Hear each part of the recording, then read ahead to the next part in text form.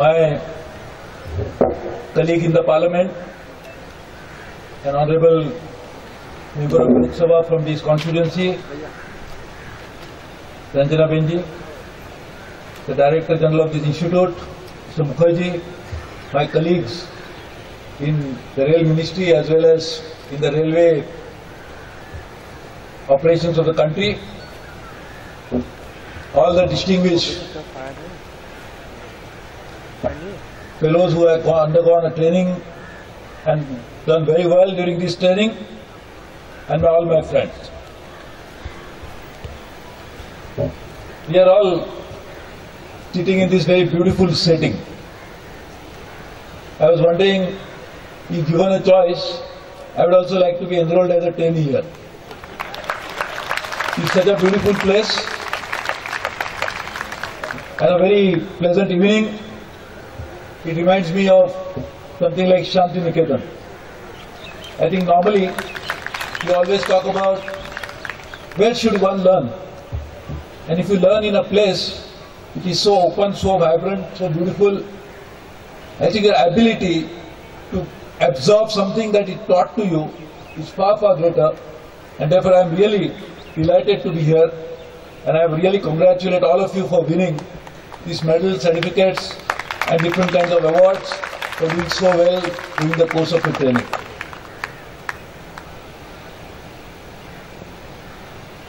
I am definitely sure that all of you are looking forward to a very rewarding career. Many of you are already undergoing a training, you are already part of a service, but there are few who have joined the service recently. And now it's very interesting that people join railways from different streams. There are mechanical service, there is a electrical service, there is a traffic service, there is account service, there is a personnel service. All of them come from different streams. But as it happens, when it rains, it also becomes part of many, many streams. End of the day, the streams join the river, and then when the river joins the sea, it is very difficult to say from where the water came from. So if you just pick up some water from the ocean and would like to trace it to find out where this water came from, it is very difficult to say.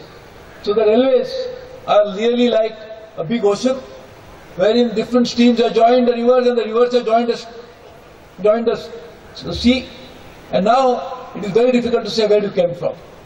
So the challenge for an organization railway is, how do you bring all the people, 13 lakh people working for us? There are more people who work for railways but may not be on the railways payroll.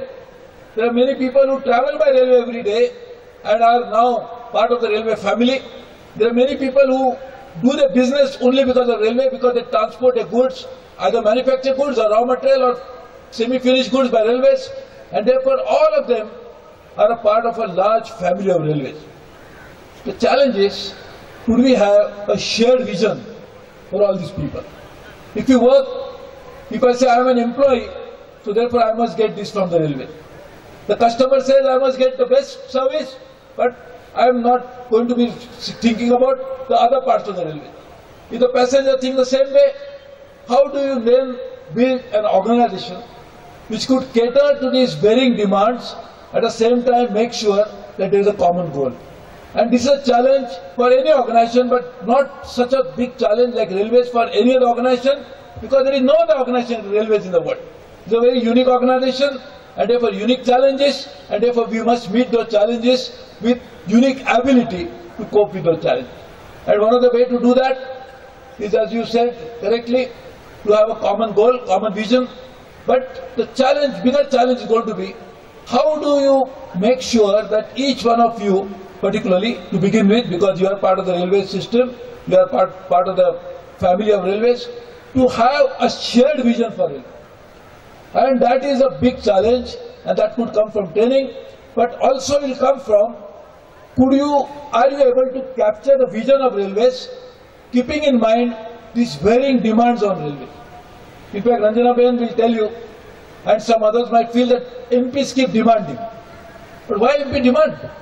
MPs keep demanding because people that they represent keep demanding from the members of parliament. Not every member of the citizen of Baroda can come and meet me as a railway minister. For them, a member of parliament, Ranjana Ben, is a railway minister. So they are going to go to her and ask, make so many demands, because they feel that the demands have to be made and a member of parliament can do that. Now, if the railway people working for railways think that MPs come and make unreasonable demand, it is not so, because what they represent is the people of India's demand. And if people want something, the challenge is how to deliver it. Please understand that people demand from railways because railway has the ability to deliver. The ability comes from the fact that railway has a mandate to run the services on a universal service obligation. Railway is a monopoly created by the act, not necessarily by the parliament, was done earlier, but an act of the law of the land which says that railway is a monopoly, can run services all over the country. If you are a monopoly, if you are running a service, people obviously have expectation from you. The expectation of minimum quality of service, the expectation that you must run it in a manner that fulfills and satisfies their demands as well as needs, and therefore the challenge for railway in the future is going to be, how do you keep meeting this growing demand of people of railway, people from railway. And that is why we must have a proper, clear vision and understanding about what railway should be in the next 20-30 years. If you want to know that, then you must first know how India is going to be next 20-30 years. If the India is going to be more and more urbanized, if India is going to be more and more demanding, if India is going to be, the citizens of India are going to expect better services from the citizens, from the people who provide those services, then we must gear up to meet that challenge. And to meet that challenge, we must have various tools within us. First tool obviously is our own ability, and very correctly pointed out by Ranjana Ben, is the human resource, the most precious resource. And one thing about a human resource is, it can deliver anything. In fact, when you buy a mobile phone, you always look at its memory. You say this is so many GB, so many MBs, this is the size of the mobile phone. And therefore, if you reach that level, then unless you put memory card or you enhance the memory by other means, you cannot operate that mobile anymore. Same thing with the computer, which we think is something which is an extraordinary evolution that has happened in the world. But just imagine, first of all, who devised that computer device is a human being. Who actually could envisage that something like this could happen is a human being. And the ability of human mind, human brain, cannot be quantified by saying that it is only restricted to so many GB. The moment you start using it, the human mind expands, the ability of human brain to deliver more will also enhance it automatically, and therefore what we must realize is that a base resource available within the railway is a human resource, and therefore how do you now make that human resource capable of dealing with these growing challenges. One of the things is, secondly, as Professor was pointing out from IIT Kharagpur, former director of IIT Kharagpur, is the use of technology. In fact, I must say that technologies are important, but before that, what is far more important is opening up of your mind. If you think nothing can happen, whatever may be the technology that you will bring in the world, it will never happen. Because if you don't open your mind to begin with and say, I am going to do this, then only that any technology only is a tool. But if you do not have your mind willing to accept the change, willing to look at the things in a different way, no technology, however sophisticated it may be, could address that issue. And therefore, first and foremost is to open up a mind to a possibility that you must change, you must gear up, you must deliver, and you must deliver in a way that people expect it from us. And that should be the first beginning of change that we must bring in into the railways, and that should be the beginning of bringing in the type of evolution that we hope to make it possible in railway. I am agreeing fully that information technology is important, but information technology is only a tool. What is far more important is how do you use various kinds of technology befitting our own requirement. Our requirement is something which we have to assess first, finding out the best possible solution for that, but also not just bring it from somewhere outside and use it only just as something which can be now fitted into a particular situation as we think it pops up. We must develop our own ideas. And technology necessarily is not just a technology to run trends. We also need technology, the management practices, to run an organization. How do you run the organization which is efficient? How do you cut costs? How do you make it more efficient? How do you make it more responsive? Are the challenges that we must face. But to do that, first and foremost, each one of you must be able to think, yes, this is possible to have any other way. History is always helpful. History can help us to understand why we have come to this stage, but sometimes our past can become your worst enemy. As J. Krishnamurti used to say, that the biggest enemy of a human mind is his own past. And he is therefore always used to say, forget the past and start looking at future afresh. I think if you continue to just be wedded to the past, forgetting the reality of today, and also not realizing the challenges of tomorrow, your past, your knowledge that you acquired in the past could become your worst enemy. So what is important is, learn from the past, learn the right lessons, but also be aware that the past can be only permitting you to look back. You must look at the future and look at it properly. Information technology is a very important tool, but I would add to it a use of geospatial technology. The railways need to marry various kinds of technology. Information technology can produce results in terms of taking management decisions, providing a solution with a huge data available. How do you actually mine that data to find out what is best suited for you? But to marry various kinds of technology, making into one common tool, is a challenge that only can be addressed by the people who are working in railways. You must look inwards, find out how do you want to do it, and really change it the way you should do it. I am very happy that for this particular program, you have kept governance as a topic and using IT as a tool to achieve that. I want this particular academy should prepare a good governance code for railways. You must prepare a good governance code at all levels, at all operations. What do you mean by good governance? Because this is something which can happen only by way of, we cannot just theorize of good governance, we must use it in practical life. One of the decisions I took in the first day as a minister was that I will not see a single tender that comes to me. And I know how difficult it was to implement that decision. Because people felt now it's not going to come to me, then who is going to come to Delhi? What will happen to the people all the time coming and waiting in the rail bhavan? We want to make sure the idea is not just to prevent it from happening. The idea is that decision making of railways has to be decentralized in a way that our general managers, our DRMs, our station masters or station superintendents must be able to take decisions on their own in a way that does not necessarily mean that they are now given a freedom to do anything that they want. This is something which will mean that they are going to take decisions as it suits their particular situation based on certain codes. If there are companies who operate in 130 countries, 140 countries, 150 countries and could still manage it in very effective way, I don't know why Indian Railways, with only a geography restricted to our own country, and our general manager who eventually rise to become chairman of the railway board and others, why they should not be trusted to make sure that they can take their own decision? Why only general managers should and not the DRMs? Because only one DRM who is working today is going to be the general manager tomorrow. So the idea challenge is how to develop a system wherein this decision making can happen faster, can become transparent, can become better, become more responsive, and also will be closer to the people, closer to the place where the action takes place. And to bring it all, we really need to have a different mindset and we must work towards it.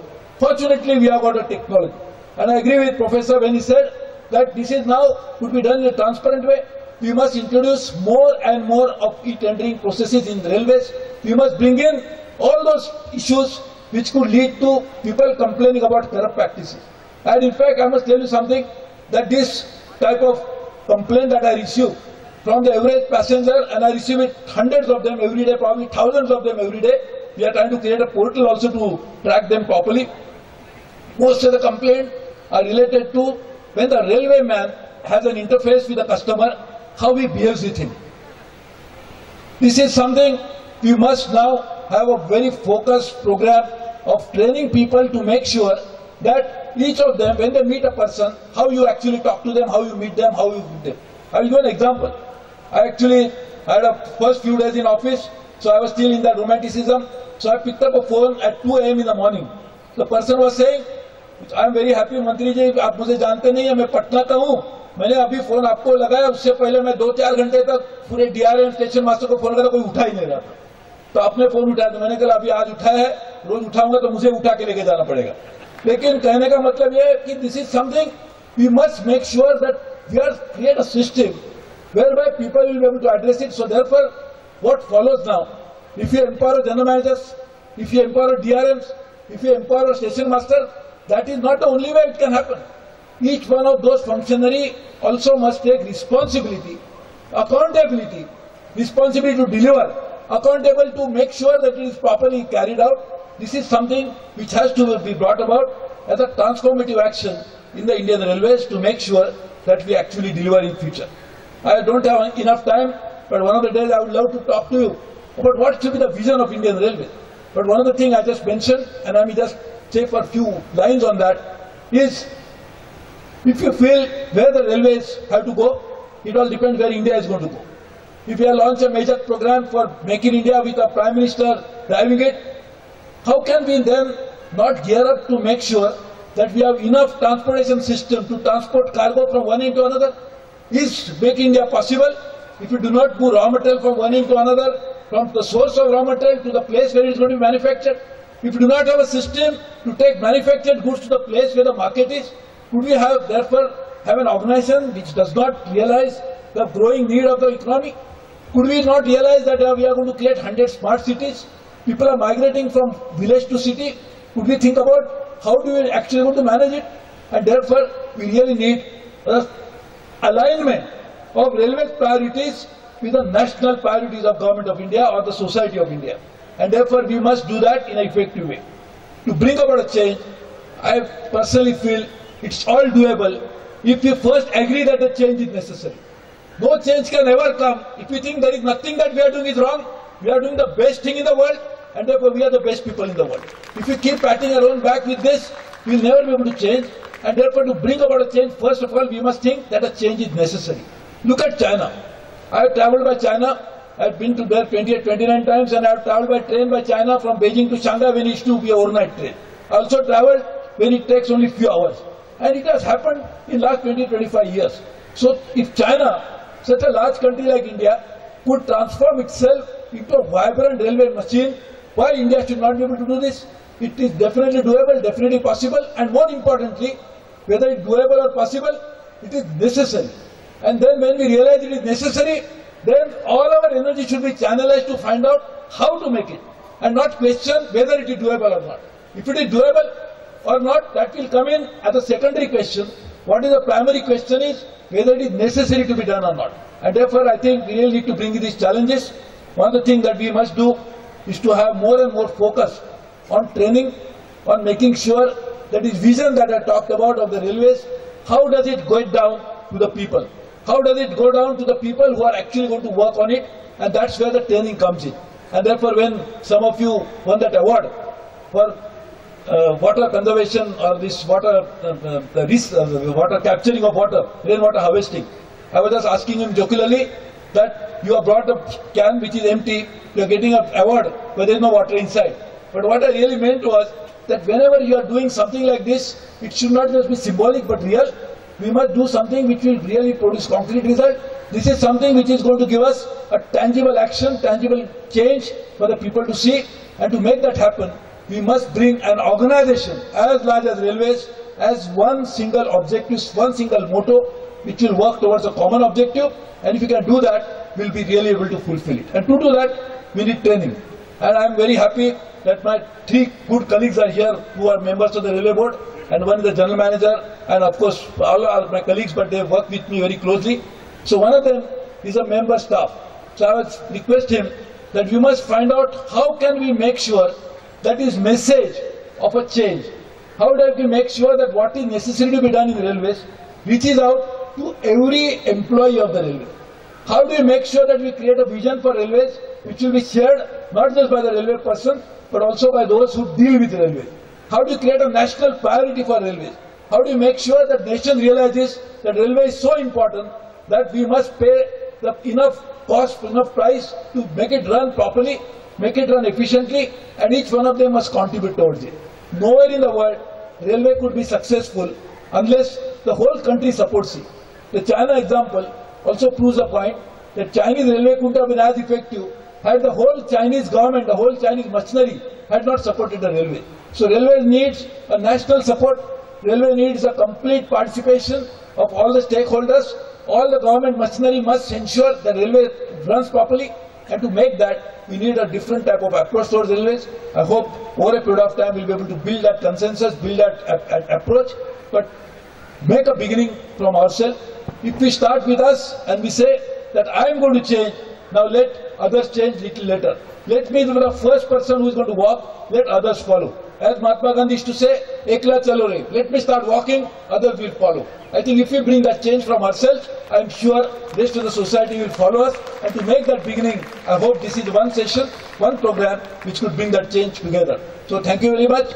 Congratulations to all those who have won these medals, won this program. But this should not be, now we have got a certificate, so I will put it, laminate it and put it on the wall of my house, and now my job is over. In fact, you must now use that certificate as a reminder that you must constantly keep improving over your present performance to make it better, so that you will be getting more and more laurels in the times to come. Congratulations. Thank you very much. Jai Hind.